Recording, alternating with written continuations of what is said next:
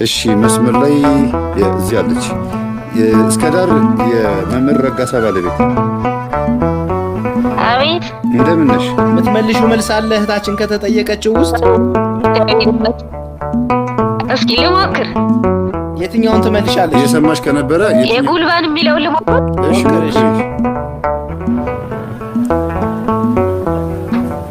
ማለት እኔ እንዳማውቀው ሞቶ እንደሚነሳ ትንሳኤውንና ሞቱን የሚያመለክት ይመስለኛል። ምሳሌው ጉልባን መብላት። ጉልባን ይጣፍጣል? ይጣፍጣል እንዴ? አይጣፍጥም። በቃ ከዛ አንፃር ሲመልሹ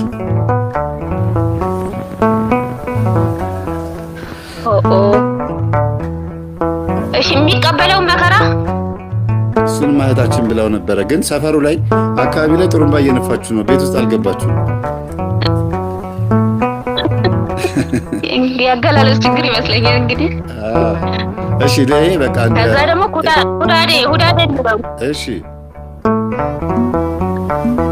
ሁዳዴ እሱ ደግሞ ሰፊ የእህል ማሳ መሬት። እሺ ይሁን ችግር የለውም። ምን ማለት ነው ታዲያ? ምን አገናኘው? እኛ ጾም ነው ከእህል ማሳ ከመሬት ከምን አገናኘው? ርዝመቱን ረዥም ነው። ሰፊ ታላቅ ጾም እንደማለት ነው።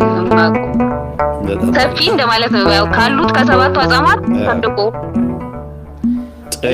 ጥሩ ሰጥሻለሁ። ሙሉ ነጥብ ሰጥሻለሁ። እንደዛ ነው የተረፈ። አንድ አግኝተሻል።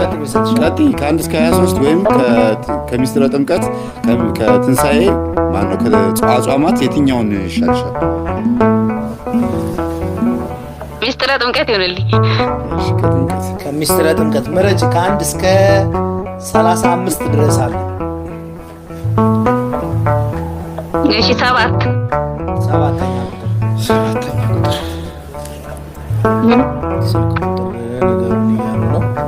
ስልክ ቁጥር ጻፉላቸው 09 69 333 777። እሺ እሺ ኢየሱስም መልሶ ይሰማል አይደል? ይሰማል። ኢየሱስም መልሶ እውነት እውነት እልሃለሁ ሰው ዳግመኛ ካልተወለደ በቀር የእግዚአብሔርን መንግሥት ሊያይ አይችልም አለው የሚለው ጥቅስ የት ይገኛል? በጣም ታዋቂ ጥቅስ ነው። ዮሐንስ ወንጌል አራት ጻፉ ኮሜንት ምዕራፍ 3 ቁጥር 6 ወይ 7። አይ በቃ ባልና ሚስት እየተጋገዙ ነው። ችግር የለውም። አይ እንደምንቱ ጎበዝ። እሺ በቃ ችግር የለውም። መልሰሽዋል። ቁጥሩን ግን ልክ አይደለች። አይ በቃ ምዕራፉን መልሰሽዋል። ቁጥሩን ሩብ ጉዳይ ለመመለስ ነው። ዮሐንስ ወንጌል ምዕራፍ 6 አይ ታዩ በቃ ሽልማት አረፍሽ 6 ይሁን ትላለች። አይ ከሁለት አንዱ እንደሆነ ኦኬ ነው ብዬ። እሺ ለማንኛውም ጥሩ ነው መልሰሻል። ሁለተኛ ጥያቄ ነው የመለስሽው ማለት ነው። ሁለተኛ ጥያቄ መልሰሻል። እንቀጥል። እሺ 12 ምን የጥምቀት ምስጢረ ጥምቀት ነው ወይስ ጥያቄ? ምስጢረ ጥምቀት ምስጢረ ጥምቀት በዘመነ ኦሪት የጥምቀት ምሳሌ ሆኖ ያገለገለ ስርዓትና ተግባር ምንድን ነው? ግዝረት። በጣም ይገርም። አልተቻለችም። በትክክል ተመልሷል። የሚያግዝሽ ሰው አለ አጠገብሽ? ልጆቼ ብቻ ናቸው ያሉት ያገዝሽ ከ7 ዓመት በታች። መምህር ምናልባት እንዳይኖር ብዬ ነው። አይ መምህር የለም፣ ግን እሱም መላክ ስለምፈልግ ጸልጌ ነው የደወልኩት። ይሁን። ሶስተኛ ደርሰሻል። እንግዲህ ሁለት ጥያቄ ነው የሚቀርሽ። ይኸውልህ እኮ ምን ሸሻው አንቺ አልመለስሽም ለማለት ሳይሆን በፍጥነት የምትመልሺው አመላለስሽ ገርሞ በጣም ጎበዝ። አድንቀንሽ ነው። ኮርስ ተምሬያለሁ የጉቢ ጉባኤ። በጣም አሪፍ። እሺ እንቀጥል።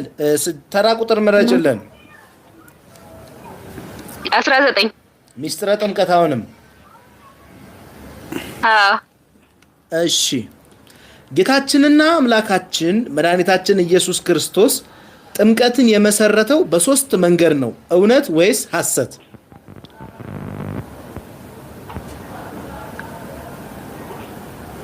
እውነት ሐሰት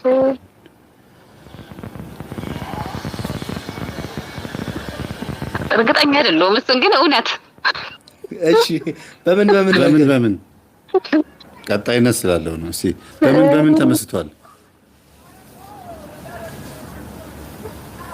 እውነት የሚለው አግኝተሽዋል፣ ግን በምን ብዙ ጊዜ ግምት መለነስ ስለማልችል ይለፈኝ። ጥሩ አይደለም። መልካም እሺ። በእርግጥ በሶስት ነው፣ ግን በምን እንደሆነ የመለሰ ሰው ይሄን እንደ ቦነስ እንይዘለታለን። እሷ ግማሽ ነጥብ እንሰጣታለን። ለስዕል አድኖ ሩብ ጉዳይ በሌላ ላይም እንደዚሁ ከመለሽ እንግዲህ ትቀጥያለሽ ማለት ግማሽ አለ። የቅድም የመጀመሪያው ቦነስ ስላለሽ እናስቀጥልሻለን። 5 ጥያቄ ነው የምንሰጥሽ። አንድ ሁለተኛ አግኝታለች። እሺ ምረጪ። ከሚስጥረ ጥምቀት ወይስ ከሚስጥረ ቁርባን? ማን ነው? ከአብይ ጾም ከሚስጥረ እሺ ተራ ቁጥር ጥምቀት ነው። አሁን 21 እሺ። ጥምቀት ክርስቶስን በሞቱ የምንመስልበትና በትንሳኤው የምንተባበርበት ነው። እውነት ወይስ ሐሰት? እውነት። በትክክል ተመልሷል። እሺ 21ኛ አይደል ያለችው? እሺ አሁን በደንብ ስሚ። 4 ከግማሽ አግኝተሻል። እሺ ይሄን ጥያቄ ካገኘሽ ቀጥታ የበርሚል ቲኬት የመጀመሪያው አሸናፊ ትሆኛለሽ። ካላገኘሽ ስዕል አድኖ አሸናፊ ትሆኛለሽ ማለት ነው። እሺ ምረጪ። ከሚስጥረ ጥምቀት ወይስ ከአብይ ጾም? አሁንም ጥምቀት ይሁንልኝ። 27ኛ ጥያቄ ንገራል። እሺ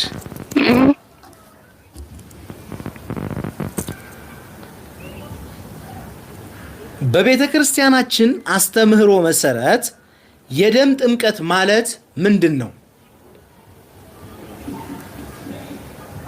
የደም ጥምቀት ማለት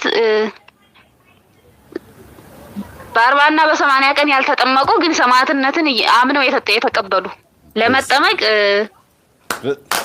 ምንድነው? በጣም ጎበዝ። በስማ የረጋሳ ሚስት የመምህር ረጋሳ ሚስት ከየት ነው? ከአሰላ ነው አይደል? የት ነበረ? ከአሰላ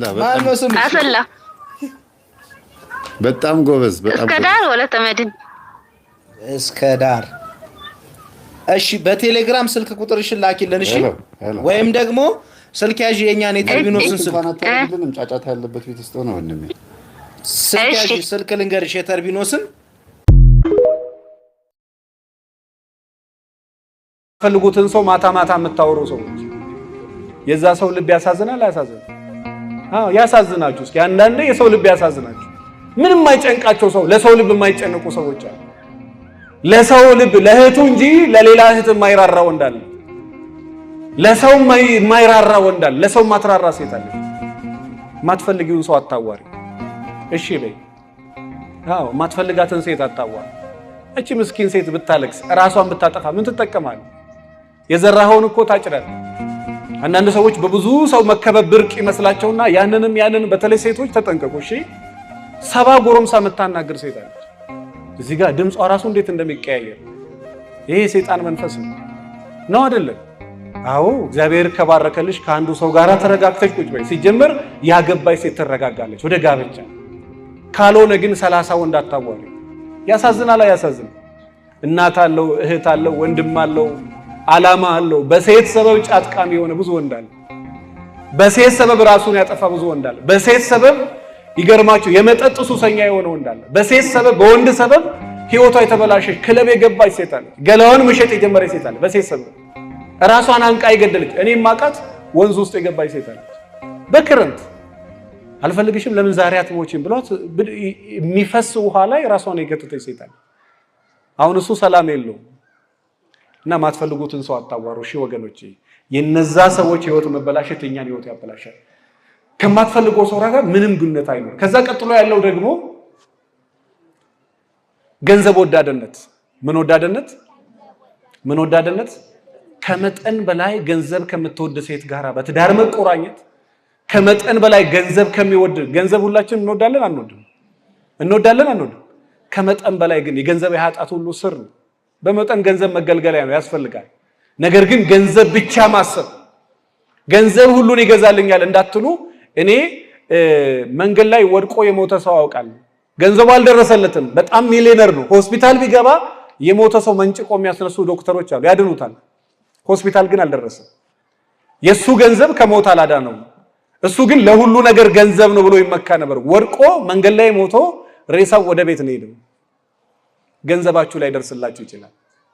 ስለዚህ መተማመኛ እግዚአብሔር እንጂ ገንዘብ አይደለም።